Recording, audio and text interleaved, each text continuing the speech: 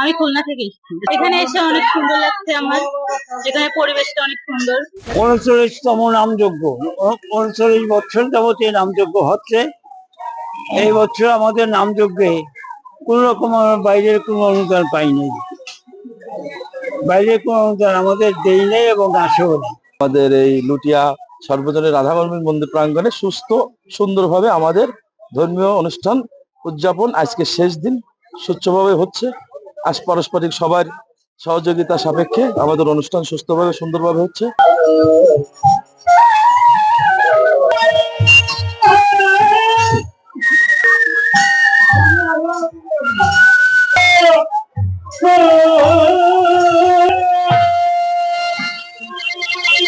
আমাদের এই নামযজ্ঞ প্রতিদিন 1015 লোকে খাওয়া দাওয়া করে।